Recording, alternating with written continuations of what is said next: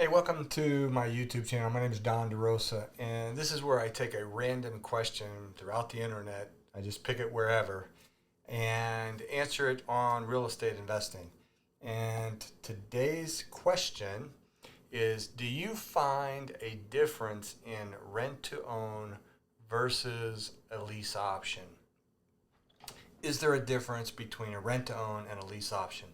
Well, to answer that, you've got to break it down into kind of the meaning of each of those. So a rent to own is you're renting it to owning it.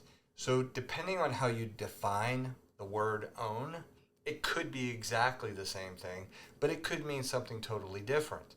So a rent represents, meaning it means that there's a lease involved where you're leasing it, which is the same with a lease with an option to purchase. So there's those two elements right there that are the same, but the differences may be similar or different depending on the definition of the word rent and the word option. Obviously, the word rent own versus the word option. Well, to own something, it could be an owner finance situation. It doesn't necessarily have to be an option on it. So they can, and oftentimes they will be different depending on who's using that term.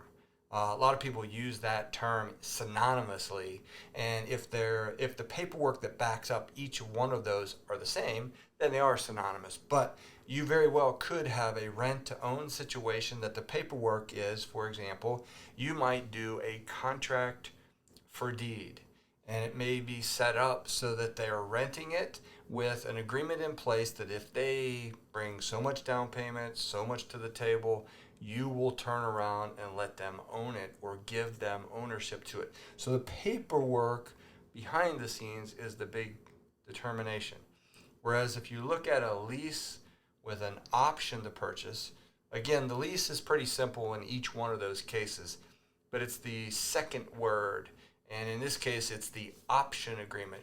Well, on an option, you don't own anything. You have a right to purchase it in the future for a predetermined price, and you may have put down some kind of down payment or option consideration for that. It's not really a down payment, but it's an option consideration for that. Sometimes it's non-refundable. Sometimes, depending on how the agreement is written, it can be refundable.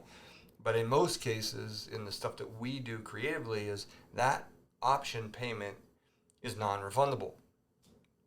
So that option non-refundable deposit, or I don't really like to call them deposits, but it's a non-refundable option consideration, because it isn't a deposit. It really shouldn't be considered as a deposit. You're not intending to give it back. So that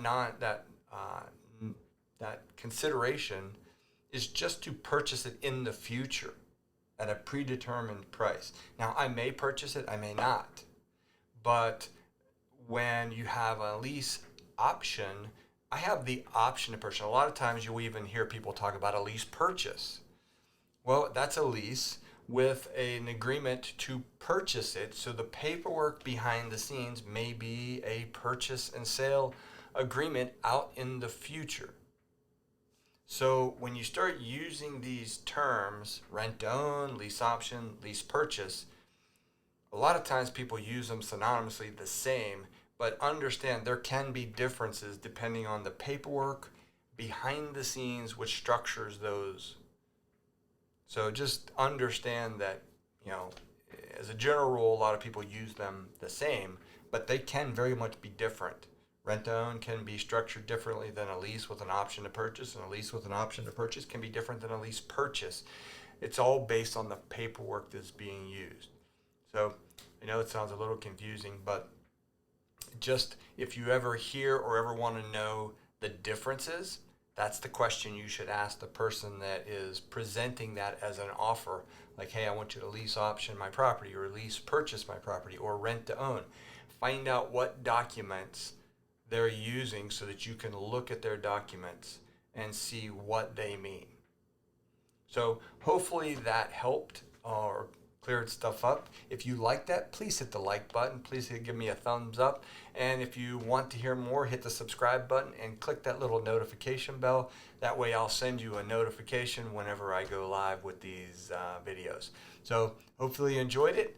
Until next time, this is Don DeRosa saying thank you very much. Happy investing.